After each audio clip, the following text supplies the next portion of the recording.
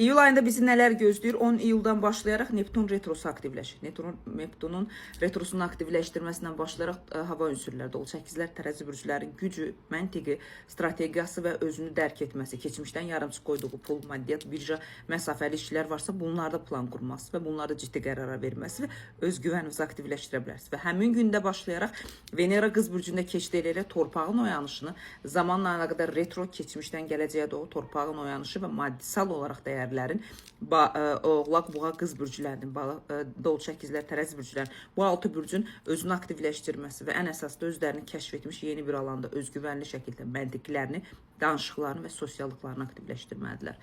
14 iyulda başlayaraq yeni ay Xərçəng bürcündə başlayacaq və su ilə əlaqədar olaraq bütün negativlər başlaya bilər. Sualtı problemlər ola bilər, zəlzələ ola bilər, infeksiyalar ola bilər və yaxud da bizim panik ataklarımız, sinirsel problemlərimiz və retronun Xərçəng bürcündə güclənməsi bilirsiniz nə deməkdir? Yəni bizim keçmişdən yarımçıq sağaldığımız xəyanətlər ola bilər, beynimizdə olan narahat edici məqamlar ola bilər. Hamısı aktivləşib təzədən yenidən oyanış yaradıb bizi psixoloji olaraq baskıya sala bilər. Bugündən istifadə edin və özünüzün tarazlığınızı bacarın 27 iyula qədər qorumağa çalışın.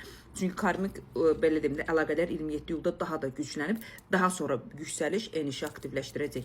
25 iyuluna başlayaraq Saturn belə deyim də öz məqsədini, öz pozisiyasını göstərəcək. Saturnda ən risk edici, ən sərt addımlar və məntiqin aktivləşməsi, ətrafınızda olan insanların sosial olaraq analizini və anlayışını göstərmən planetlərdən biridir. Və 28 iyulda Saturn retrosu başlayaraq Neptunun retrosu, Saturnun retrosu, Merkurin retrosu, bu retroların hamısı bizim həyatımızda maddisal cəhətdən, şəxsiyyət cəhətdən, məntiq cəhətdən, yaddaş cəhətdən hər şeyin yenidənlənməsi, qorxularımızın aktivləşməsinə səbəb ola bilər və Saturn retrosu burada Qoç, Şiroxatan bürcülərinə də ciddi təsir eləyəcək. Çünki belə deyim də, onların maddisal qoyduqları yarımçıqlıqlar və qorxuları varsa, onlar hamısı aktivləşə bilər. 27 iyulda yenə dedim, karmik belə deyim də, birləşimlər olacaq. Bütün retroların və bütün keçmişdən gələcəyə doğru karmik bağlantılarımız danışıq olaraq, hərəkət olaraq hamısı aktivləşəcək. Buna ciddi fikirmək lazımdır. Yəni, belə deyim də sizə 10 iyuldan 27 iyula doğru atdığımız hərəkət və addımlar, keçmişdən yaranmış gələn insanların bütün hərəkət addımlarını analiz edirik